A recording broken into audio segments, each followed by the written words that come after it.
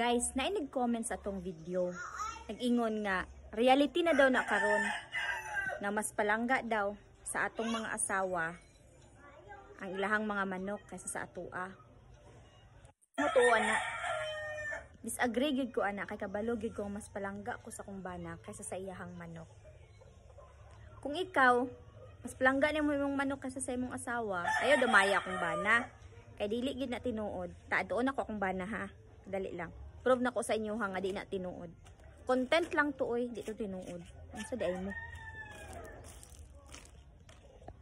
Tuon na ta akong bana.